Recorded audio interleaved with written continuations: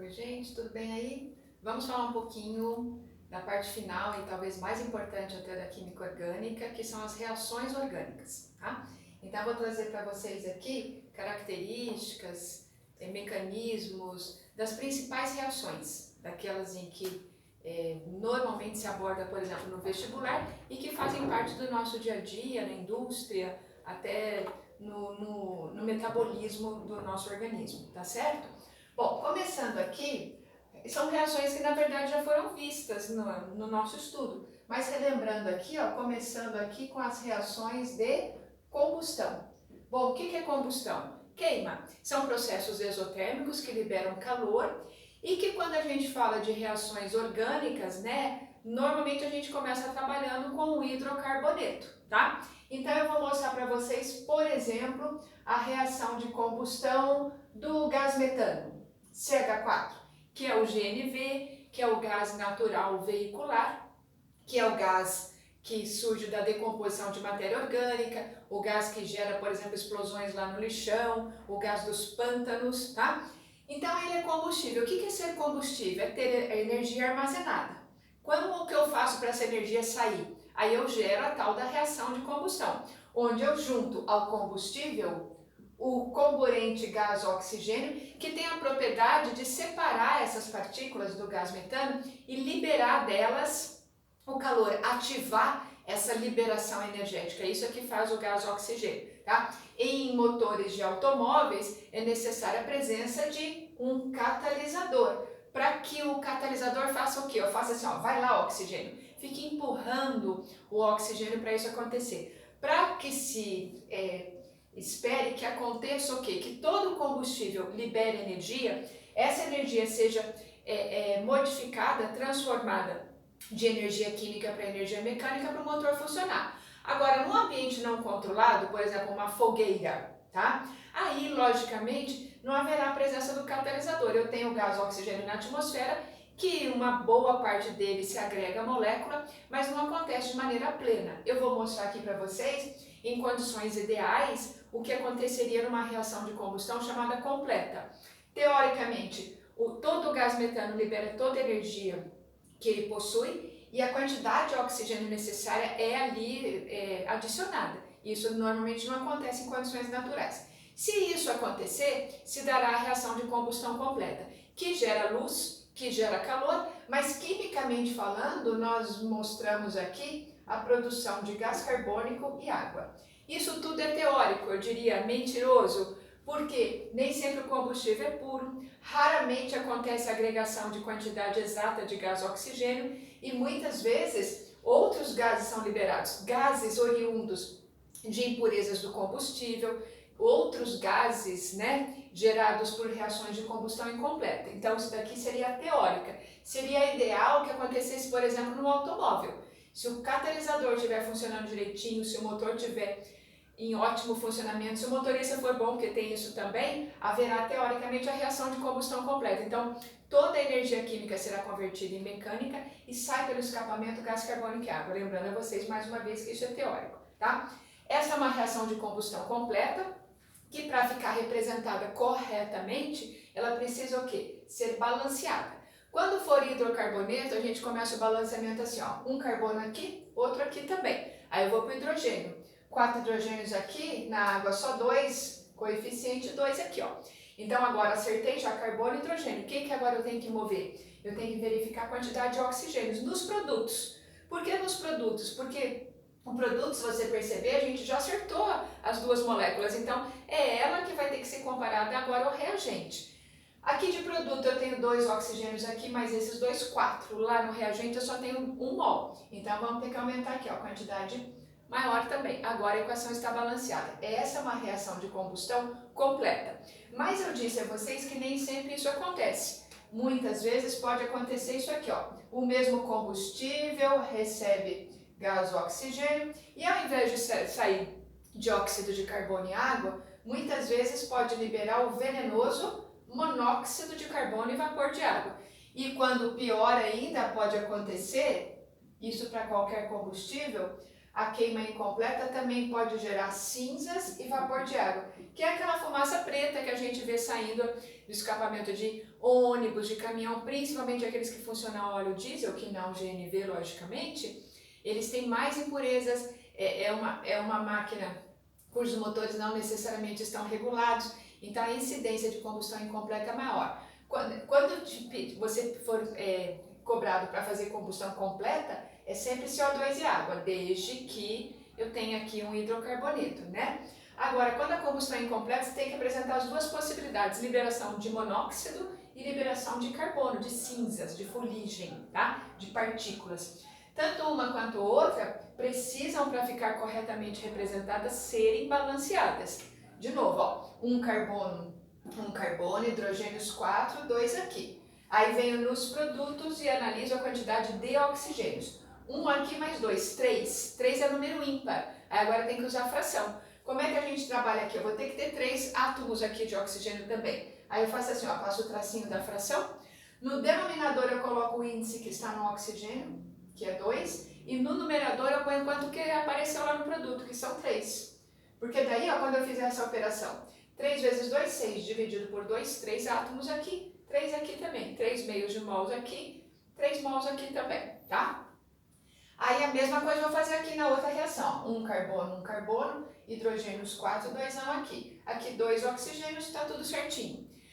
Dá uma olhada, o que muda da combustão completa para incompleta? Bom, as 3 liberam gás carbônico. Na completa, CO2, depois vai piorando, né? CO e cinzas. Isso por quê? Porque vai diminuindo a quantidade de oxigênio. Então, quanto menos oxigênio, a combustão se dará incompleta. É aquela fumaça preta, né? Que gera partículas que não queimaram, que não liberaram energia. Altamente tóxico, mata com pequena quantidade. O CO é letal, as partículas penetram no pulmão, então é altamente nocivo. E o que a gente tem que melhorar? Tem que melhorar a relação combustível-comburente. Se essa reação for perfeita ou melhorada, a tendência é que gere combustão completa. Agora, se tiver desequilibrada a máquina, o que eu digo, motor não funcionando, catalisador não mais ativo e combustível impuro, aí as combustões incompletas são mais frequentes, tá? Todas elas geram poluentes, sendo que o dióxido de carbono é gás de efeito estufa. O CO e cinzas, gases tóxicos, a princípio é para o nosso contato, tá? Mas toda a geração de combustão, logicamente, gera algum desequilíbrio ambiental, tá bom? Então, reação de combustão. Eu vou mostrar aqui para vocês algumas reações estanques, assim, que não tem muitas variações, depois nós vamos falando daqueles grandes grupos, substituição, adição, oxidação, desidratação, ozonólise, oxidação branda, energética, tá bom? São muitas as reações. Agora vamos falar um pouquinho, logicamente que é ideal treinar aqui mais reações de combustão, né? Comparar os diversos combustíveis que nós temos para verificar qual que é mais letal, qual que é mais que gera mais gases de efeito estufa. Logicamente, quanto maior a molécula, mais gás carbônico vai liberar. Então, entre o que nós temos no posto de combustível, que é o GNV, o etanol, que não deriva do petróleo, lógico, né? A gasolina e o diesel, o pior deles é o diesel, porque é macromolécula. Quanto mais carbonos na molécula do combustível, logicamente eu vou gerar mais gás carbônico no produto, tá? Bom, vamos falar agora, como eu falei do álcool, de uma outra reaçãozinha que também é bem importante para a gente lembrar, que é a reação de fermentação alcoólica, que vocês devem ter visto quando estudamos álcool, a função álcool, tá? Bom, temos aqui C6H12O6, era uma vez caldo de cana, tá? Uma mistura de água, minerais, fibras e açúcares, tá? Essa mistura lá no alambique ou no laboratório, ela vai passar por um processo enzimático chamado zimase. Esse processo é um processo que é ativado por micro-organismos, que, por exemplo, na nossa casa, você pode usar o fermento, aquele que faz pão. Naquele fermento existem leveduras, que são micro-organismos estacionados, parados, então dentro daquele pacotinho fechadinho, que quando você coloca ele em contato com o açúcar do caldo de cana, ele vai usar o açúcar para se alimentar. Então ele vai comer essas moléculas. Lá no alambique, lá na indústria produtora de álcool, eles não usam o fermento biológico, eles produzem o próprio fermento, né? Através de umas misturinhas que geram esses micro-organismos. Mas enfim, haverá sempre o processo chamado zimase, tá? Aí nesse processo, essas leveduras vão se alimentar do açúcar da cana e vão quebrar essas moléculas que vão sobrar delas restos. Esses restos são moléculas de C2H6O, C2H6O e moléculas de gás carbônico.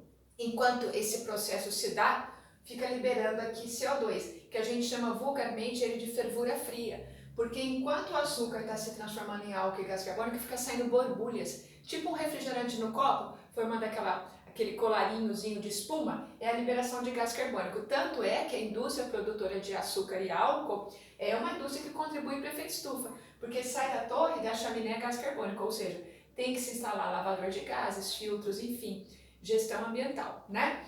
O que é C2H6O? Ó, 2 carbonos, a hidroxila e os hidrogênios. Então, essa molécula de açúcar vai se transformar em molécula de álcool, tá? Esse é o processo chamado de fermentação alcoólica. Se aqui for uva, aqui é vinho. Se aqui for malte, aqui é uísque. Se aqui for cevada, aqui é cerveja. Se aqui for arroz, aqui é saquê, que é a cachaça de origem oriental, tá? Então, esse processo é o primeiro que acontece com qualquer bebida alcoólica. Só que existem as bebidas alcoólicas fermentadas, onde o processo para aqui, tipo vinhos e cervejas. E existem as bebidas alcoólicas destiladas, que passam pelo processo de fermentação alcoólica e em seguida vai para a destilação. A destilação concentra o teor alcoólico. Aí eu terei bebidas com teores alcoólicos maiores, que são cachaças, uísque, conhaque, né? Que são bebidas onde se agrega, através de concentração da destilação, as moléculas de etanol, mas teoricamente todas passam inicialmente pelo processo de fermentação alcoólica, que é a transformação de um açúcar em álcool, tá? De novo, essa equação, para ficar representada corretamente, precisa ser balanceada. Dessa vez eu vou olhar primeiro para o hidrogênio, porque aparece carbono em 2 moléculas no produto, talvez fica mais difícil pensar no balanceamento. Então eu começo aqui, ó, 12 hidrogênios, vou colocar um 2 aqui para ficar com 12 também. Agora eu vou pensar no carbono, tá? Lá eu tenho 6, aqui eu já tenho 4, falta 2 aqui, ó. Agora tudo certinho, oxigênios, ó, 6 aqui, 2 vezes 2, 4, mais 2, 6. Reação de fermentação alcoólica, tá? É uma reação também famosa, bastante utilizada, bastante comentada, por exemplo, nas provas de vestibulares, de concursos em geral, tá? Todo esse processo vai acontecer, por exemplo, até na nossa casa. Quando uma pessoa faz um pão, quando ela faz um pão salgado, ela coloca um pouquinho de açúcar na massa e espera o pão crescer, porque ela usou o mesmo fermento que eu falei com vocês, o fermento biológico. Aí o que as leveduras vão fazer? Elas vão comer o açúcar da massa, vai se produzir, enquanto o pão descansa, vai produzir molécula de álcool e fica saindo gás carbônico. O gás carbônico vai querer sair, ele empurra a massa, consequentemente o pão cresce antes de ir ao forno. Quando você leva no forno, o calor faz o álcool evaporar. Então, o mesmo processo que acontece na nossa casa quando a gente faz um pão, acontece lá na usina produtora de álcool, lá na indústria produtora de bebidas alcoólicas, tá bom? Deixa eu mostrar agora para vocês uma outra reação. Eu não estou seguindo sequência nenhuma, mas eu estou falando de algumas reações bem conhecidas que com um único exemplo eu posso conseguir lembrar, mostrar detalhes para vocês, tá? Esta mais uma, ó, reação de esterificação.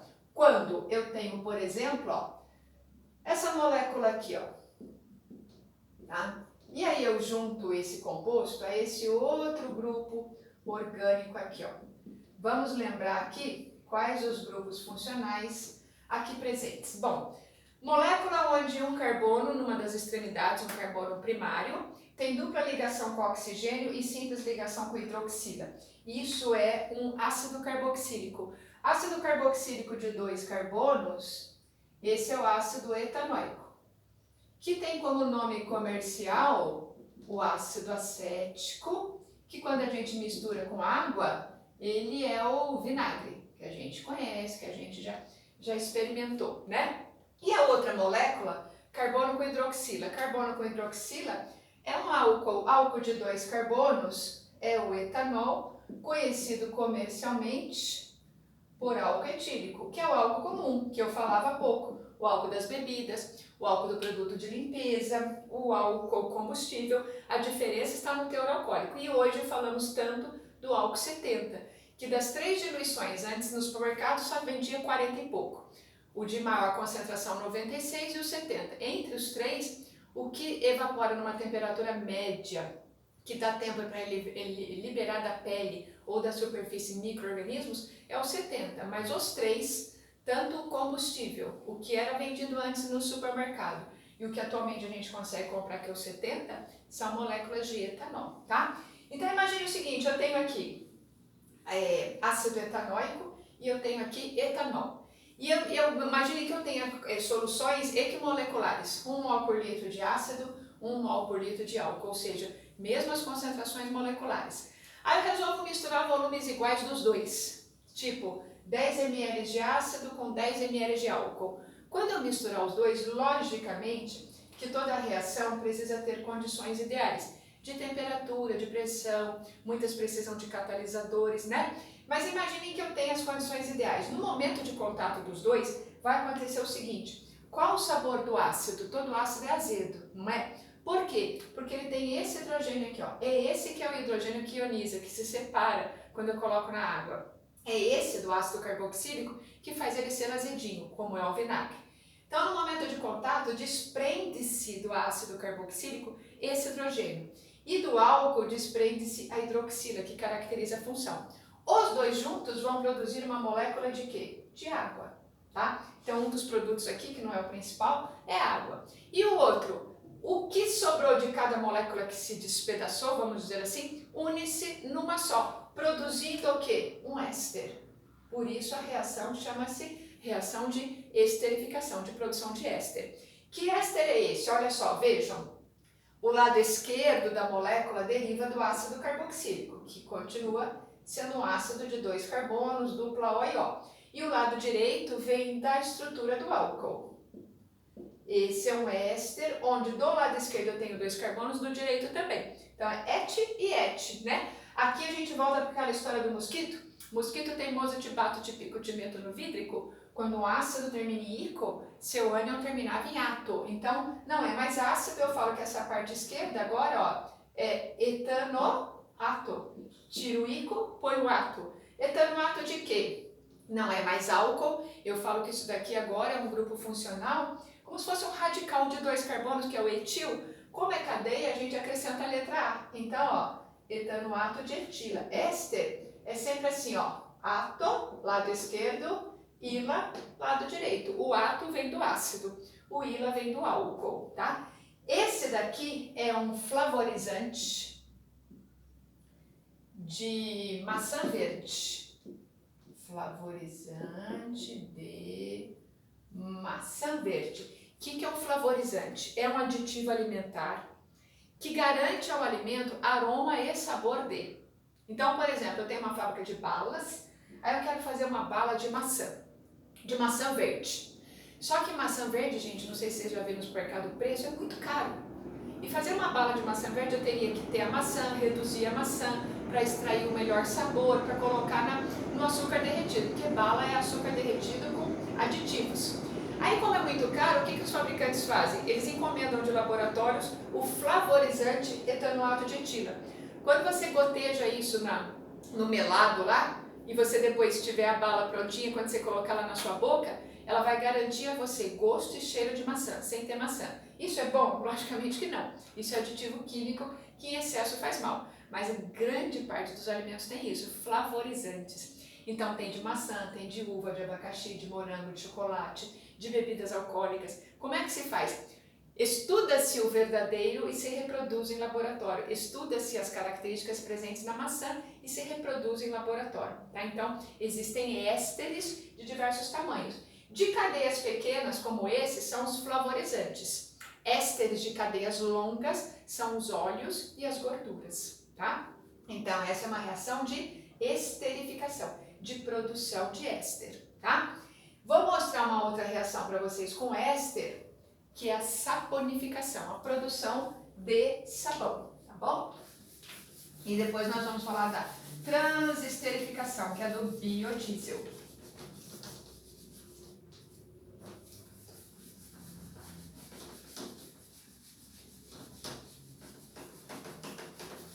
Acho que eu vou aproveitar e falar da transesterificação primeiro. Essa é uma reação que eu diria assim, dentro da história da química, relativamente nova, tá? Porque é um desenvolvimento do final dos anos 90, começo dos anos 2000, em que os cientistas conseguiram fazer sinteticamente um combustível que se assemelha ao diesel, por isso chamado biodiesel. Fazendo o seguinte, tá? Eu vou mostrar para vocês aqui uma reação meio tipo reação genérica, tá? Onde eu vou mostrar para vocês o que pode acontecer quando eu fizer num éster, tá? Que tem uma estrutura mais ou menos assim. Ó, vou mostrar aqui para vocês isso daqui, ó.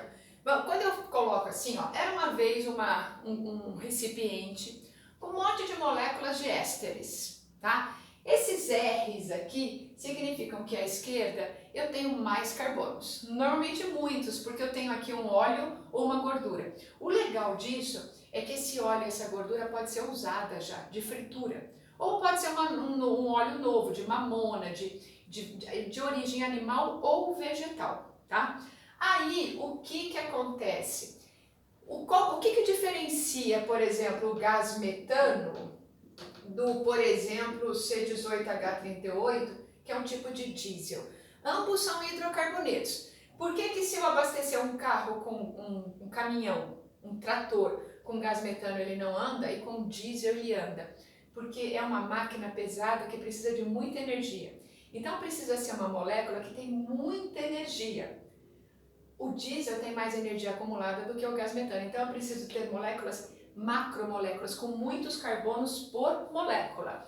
E aí, sabendo disso, o que os cientistas desenvolveram? Um método onde eles bombam, aumentam, fazem crescer a molécula do óleo, fazendo o seguinte, acrescentando aqui moléculas, por exemplo, de etanol. Pode ser etanol ou metanol, tá? Quando isso acontece, nós teremos a seguinte representação de produtos. Tá? Vejam aqui se vocês conseguem perceber o que começa a mudar aqui, ó. O que eu estou mostrando para vocês, ó. Eu agora começo a mostrar moléculas desprendidas, porque elas acabam se afastando. E comparando o antes e o depois, eu vejo que nessa parte direita, até então eu tinha um carbono só, não é? Agora aumentou a quantidade de carbonos em cada uma delas. Quanto mais carbonos por molécula, o poder energético aumenta. Quem trouxe esses mais carbonos? As moléculas de etanol. Quando eu tenho 3 delas, eu tenho 3 vezes 2, 6 carbonos. 3 deles se agregaram aqui, ó. Certo? Os outros 3 foram gerando poliálcois, glicerina, que seria um subproduto que pode ser utilizado na indústria de cosméticos, na indústria de alimentos como umectante. Então é um processo relativamente simples.